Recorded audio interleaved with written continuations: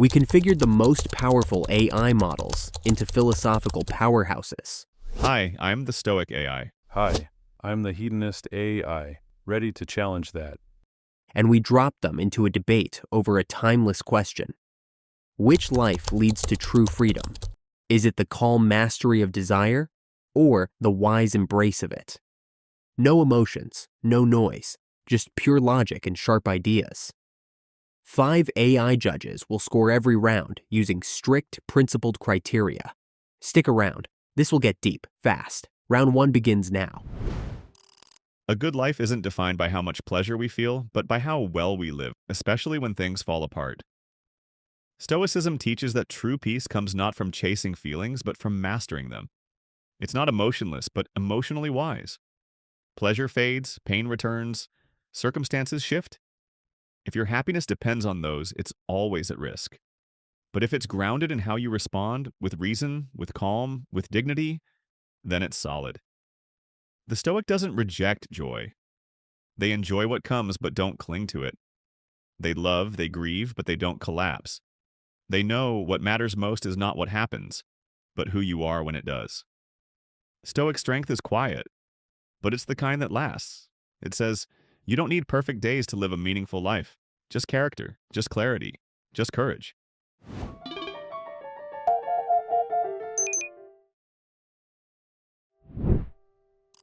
Stoicism talks of stability, but at what cost? If we deaden our passions to avoid pain, we risk muting life itself. Yes, desires can mislead, but they also reveal. They show us what matters. They move us toward art, toward love, toward risk, all things that make life rich. The Stoic shields the heart, the hedonist opens it, and while that openness can hurt, it also allows beauty to flood in. Isn't that the deeper strength? To feel fully and still keep going? You say joy that depends on the world is fragile. Maybe, but it's real, it's shared, it connects us. We laugh together, we grieve together, we taste life in all its flavors. That's not weakness, that's humanity. You don't need to be ruled by pleasure to be led by it. The hedonist doesn't chase chaos, they chase meaning. Through sensation, experience, connection. That's a life felt, not just endured.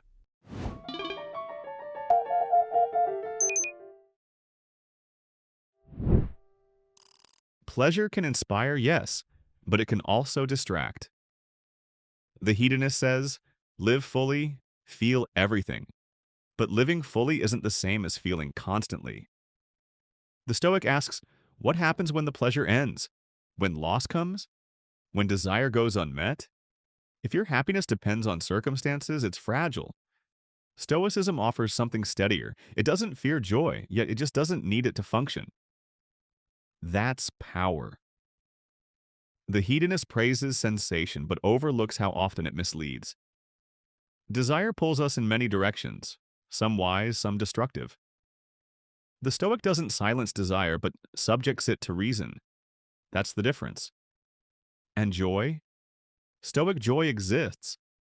It's the quiet joy of acting rightly, of facing hardship without losing yourself, of being enough without needing more. We don't reject life's pleasures. We just refuse to be ruled by them.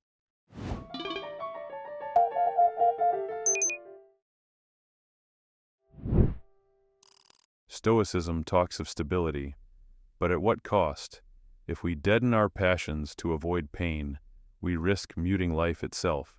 Yes, desires can mislead, but they also reveal. They show us what matters.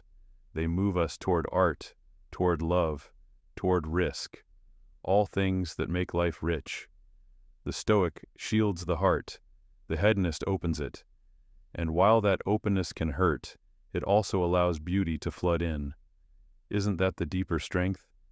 To feel fully and still keep going? You say joy that depends on the world is fragile. Maybe, but it's real, it's shared, it connects us. We laugh together, we grieve together, we taste life in all its flavors. That's not weakness, that's humanity. You don't need to be ruled by pleasure to be led by it. The hedonist doesn't chase chaos. They chase meaning. Through sensation, experience, connection. That's a life felt, not just endured.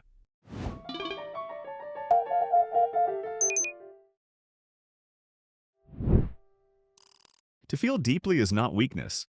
Stoics feel, but they choose. The difference is not in whether we love or laugh, but whether we depend on those moments for meaning. The hedonist leans into life's highs. The Stoic asks, what sustains you when the highs fade? You say shared joy is real, and it is. But when grief comes and no pleasure remains to distract or soothe, what then? The Stoic trains for that silence, for that solitude, because peace should not be seasonal. Experience is rich, but it's not enough. It must be interpreted, understood, absorbed. Pleasure can touch the surface. Virtue changes the core. That's where meaning lives. We don't mute life, we tune it. Not louder, but clearer. To walk calmly through both triumph and loss, that's not numbness. That's resilience. And that too is beautiful.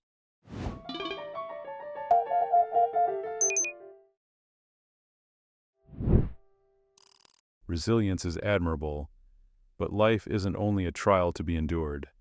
It's a gift to be felt. The Stoic speaks of preparation for suffering, but what of celebration?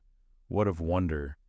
Isn't it strange to live in a world of stars and music and laughter, and choose detachment? The hedonist doesn't fear the end of joy. We accept it. But that's why we cherish the now, not because it lasts, but because it doesn't. You ask what sustains us in grief? Connection, memory, article, even pleasure, in its gentlest forms, can soften pain. A song, a warm meal, a friend's voice. These are not shallow, they're sacred. Virtue without emotion becomes rigid. Pleasure without reflection becomes chaos. But combined, that's life fully realized. We don't chase pleasure mindlessly. We pursue it wisely, because it reminds us we're alive.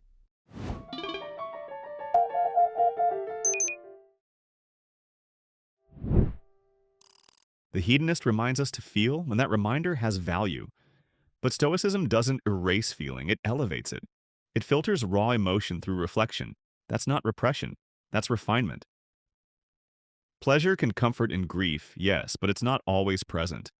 What happens when the song ends? When no friend calls? When the meal turns bitter? Stoicism prepares the soul to stand even then. And detachment? It's not absence, it's clarity. It lets us love without clinging, enjoy without needing, lose without breaking.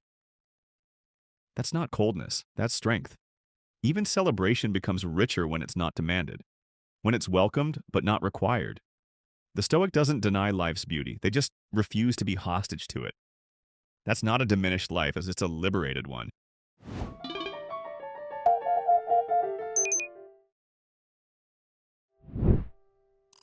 Liberation isn't only found in control, it's found in surrender too. To music, to love, to awe. The Stoic prides themselves on standing firm in solitude. The hedonist chooses connection, even if it brings risk, especially because it brings risk. You speak of clarity. But what is clearer than a moment of shared joy? A child's laugh, a first kiss, a story told at midnight. These aren't illusions, they are real, and they matter not because they last, but because they change us. To need nothing is safe, but to want and still live wisely, that's braver, that's human. We don't seek pleasure blindly, we seek it because life is short, and feeling is the proof we lived.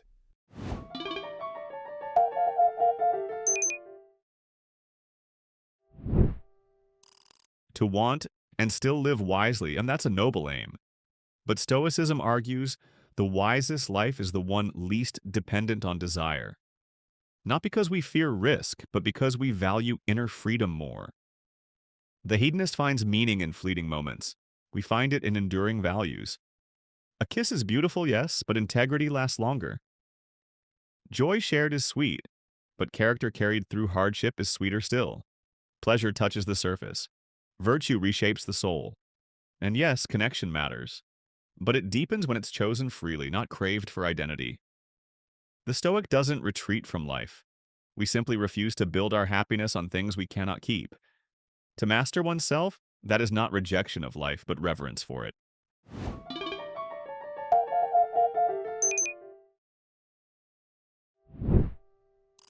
You say virtue outlasts pleasure, but must we choose one over the other? The hedonist doesn't discard integrity. We just believe joy is part of wisdom, not a threat to it. What makes a kiss meaningful is who we are in that moment.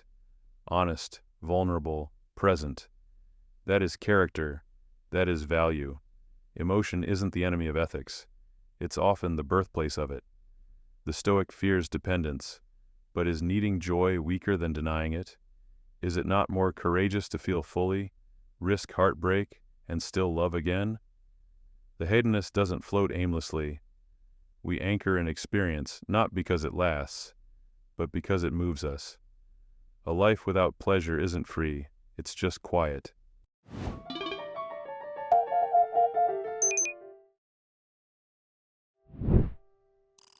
The Stoic doesn't deny love, laughter, or joy. We simply refuse to be owned by them. There's a quiet dignity in standing whole even when the music stops. Yes, emotion can birth ethics, but only when tempered. A heart without a helm can drift into ruin. Stoicism is that helm. It's what allows us to feel without flailing, to hope without grasping, to lose without falling apart. Hedonism sees surrender as bravery. We see steadiness as strength. In a world that spins fast and burns bright, the Stoic chooses stillness, not as escape, but as mastery. We live fully, too. But we live freely, no craving, no clinging, no fear. In that, we find peace. And that, we believe, is the deepest pleasure of all.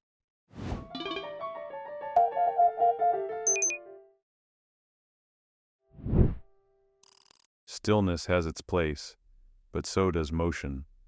A sunset isn't beautiful because it's eternal. It's beautiful because it passes. The hedonist embraces that truth. We don't fear the end, we savor the now. You speak of not being owned by joy. But isn't there a kind of freedom in giving yourself over to it, just for a moment? To feel joy deeply, knowing it will fade, and to choose it anyway? The Stoic seeks peace. We seek aliveness. And that, too, is noble. We don't reject control. We just believe a life too tightly gripped may miss the music, may miss the dance. A rich life is not one without struggle. It's one where struggle is met and felt with open arms.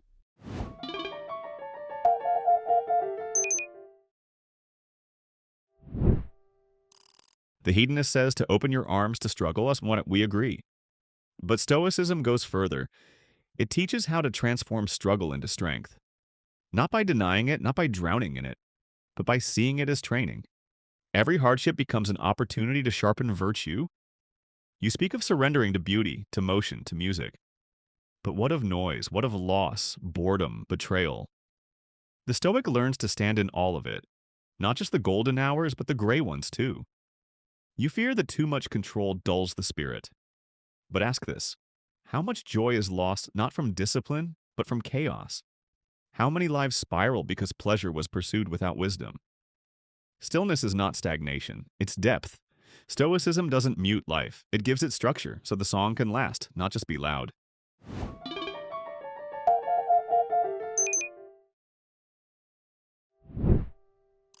Structure can support music, but too much, and it becomes silence.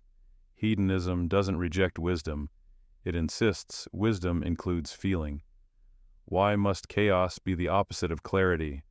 Can't spontaneity be sacred too? Yes, pain teaches, but so does joy. A sudden laugh in the dark, a fleeting touch.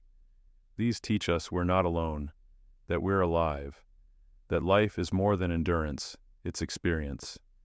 You ask, what of noise, betrayal, boredom? We feel it. We don't flee from it, but we also don't believe the answer is suppression. Sometimes the cure for emptiness is not restraint. It's connection, creativity, even delight. We don't deny discipline, we just don't worship it. A life too tightly held may never feel the wind. Pleasure isn't the enemy of meaning, it's the moment when meaning meets the body.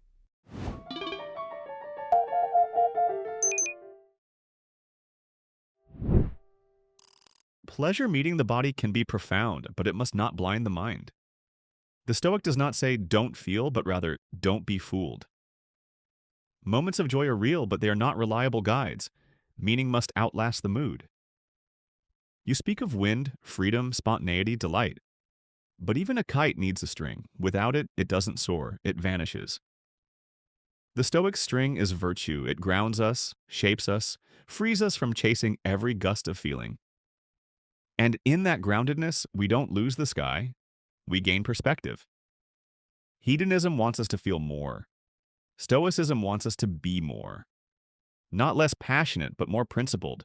Not less joyful, but less dependent. To live well is not to seek more peaks, but to learn how to walk the valleys with your head high.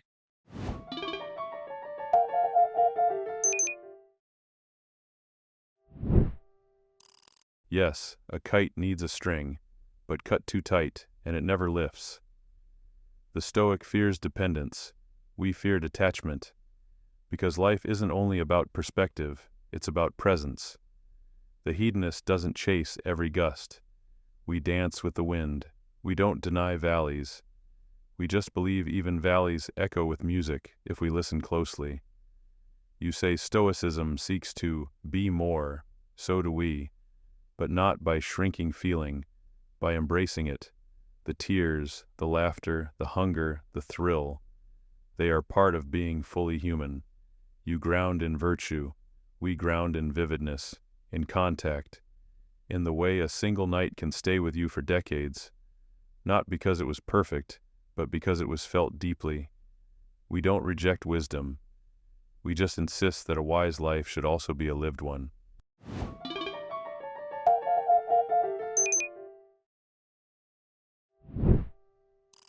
From self-mastery to sensation, from stillness to surrender. This debate has taken us through the very architecture of what it means to live well. The Stoic asked us to ground our lives in what cannot be shaken, to meet the chaos of the world with the calm of inner order. They argued that virtue is not just ethical, it's liberating, that the highest joy is found not in seeking more, but in needing less. The hedonist, in contrast, championed the sacredness of feeling. They didn't argue for indulgence, but for intensity. They reminded us that joy is not trivial, it's transformative, that to feel, to love, to risk, even if it hurts, is not weakness, but courage. Each side brought nuance, compassion, and challenge. The Stoic made us stronger.